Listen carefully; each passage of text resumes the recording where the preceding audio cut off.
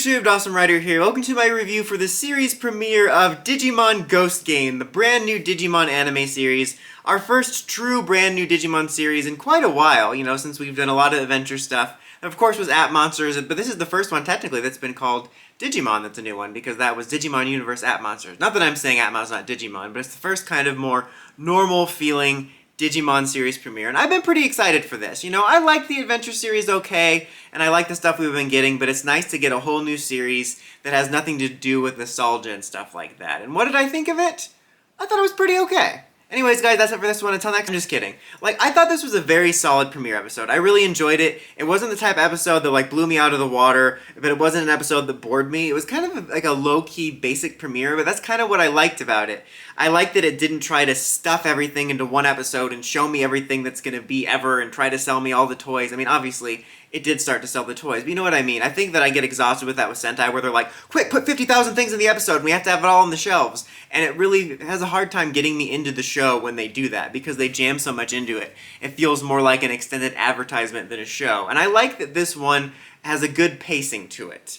So we start with the premise that there are these kind of mirage creatures appearing around the city and everywhere, and everyone knows about them and they're talking about them on social media, which is interesting. It's an interesting aspect in terms of the digital world stuff. I like that a couple of the recent series, like App Monsters, have sort of incorporated some more things that are digital related that have come out since Digimon have happened, like social media talking about these types of things and the sort of AR things that are around that they're noticing, kind of like App Monsters had, monsters based on apps. I think that's interesting. And there's specifically one which is called the Smiling Mouth Man or the Lip Zipper Man. I can't remember the name of the episode title. It'll be right in the title of the review, but it won't be now because I can't remember it. But it's specifically this one monster that's said to, or ghost thing, this ghost hologram that's said to be attacking people. And it is. It's this Digimon whose name I cannot remember at this moment. It's Clockworkmon. That's a Digimon thing. Of course it's a Digimon thing. I meant a Ben 10 thing. Clockwork is Digimon. I mean, it's Ben 10. God, I can't even make a joke right. Clockworkmon is what I'm going to call him that because I can't remember his name. We've definitely seen him in something before, but it's like a ghost, This reminded me a lot of Danny Phantom in a way, so I'm fully expecting Box Ghostmon to be there, and if he's not, I send it back. But he's basically attacking people, and when he attacks him and bops him on the head, it's really funny because outside of when he fought the Digimon, they got me twice. I'm like, oh, the kid's protected, but it's not. That was it working. And it sucks the life out of him, and it seems like it kills them, but it doesn't, because at the very end, spoiler alert, we see once it's defeated, or he loses, that the kids are cured, but it basically, you see a projected image of their life, and he sucks the life force out of them. So all that's going on while we are introduced to our main character, and our primary character we meet is our effective gogglehead, but he doesn't have goggles. I mean, no box ghost, yes, and no goggles on the gogglehead? Why am I even watching? Effectively our gogglehead, his name is Hero, I believe. We do get brief glimpses of the other two. I'm going to be honest, as of this moment, I can't even remember how much of a glimpse we got at the female character. I know our second main male character we got a few scenes with, and because he's got a bandage on his hand, and his personality is interesting to say the least, but I think that he's the only other one of the core cast that we really got a feel for. This episode primarily focuses on our main character, which again, I liked. Pacing-wise, I liked that we weren't trying too hard to rush into everything, but we just kind of get a feel for him. And so far, I like him. I think he's kind of just a good standard protagonist. He's not too goody two-shoes, and he's not that shrieking anime protagonist that shouts random catchphrases and words in your face. So, there's not too much to go on yet, but based on the first impression, I like him. And so, in addition to introducing us to the world and to him, we find out about his dad that went missing. Is one day he went in to go talk to his dad, and there was a hole where his dad was. You know how it is, but his dad went missing, and then there was the little watch, which is the Digivice where he was. And when he goes to investigate it later, and he puts these little wow, what am I, old? These little chips in them, that's when it activates, and we meet our first Digimon. And if you didn't know, the Digivice is this little watch thing, kind of like an Apple Watch Fitbit type of idea, which is cool. I feel like there's probably some purists out there that are really mad, but I think this is a neat idea. Again, something I liked about Appmon, they took the app concept, but the Digivice looked like a glorified pinwheel. But you know what I mean. I like the idea of taking modern technology concepts and incorporating it into the Digimon idea, and I thought this was a pretty cool idea for a Digivice. But it basically creates this little like AR digital world within the room, and there's this weird, kind of interesting looking Gatomon Digimon there.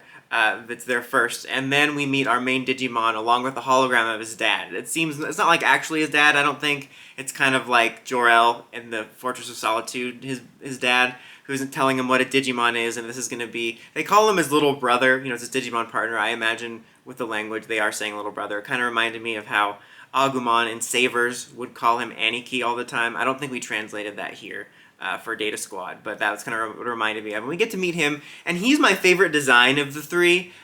Way to be basic, that liking the main character one, but he's my favorite design of the three. He just looks really like a classic Digimon you would have seen back in the day. He's got kind of a baby personality, which is fine. It might get annoying, but so far I like him and I like his design. But we meet him, and then he later encounters the ghost with his friend, and the ghost gets his friend, and we get our first Digimon fight, and he tries to use that age up thing on the Digimon, and it just shows this ominous image of what I can only assume is his Digivolution. But he winds up defeating him, but he survives, and you know, we just kind of set up like we're going to be partners, and the kids are saved. And like I said, this was very basic, but it laid the groundwork nicely. I think it laid the groundwork of the world we're living in, sort of the core mystery of the ghosts of the Digimon, what to expect with that, the core mystery around his dad, a little bit of the basics on how the Digivice and things work, who our main character and partner is. It was just enough to get me interested. Like I said, it didn't blow me away, but I liked it. And I think the thing I liked most about it was, well, I would say the premise. I think the premise is pretty interesting,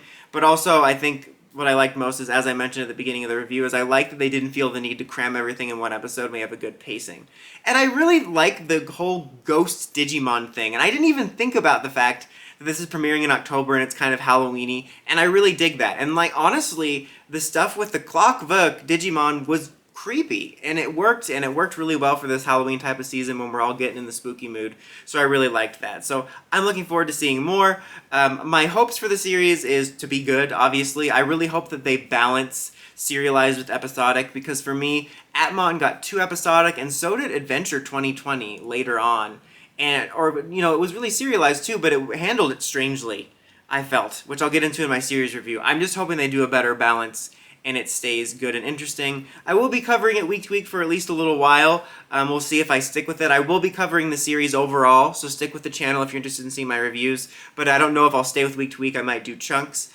Just real quick at the end, if you are interested, actually, real quick here at the end, the score, I would give this episode a 3 out of 5. I thought it was solid. I almost forgot about that. But also, real quick here at the end, if you are interested and you are watching this and you know that I used to cover the Adventure series, I am planning a final Adventure 2020 series review.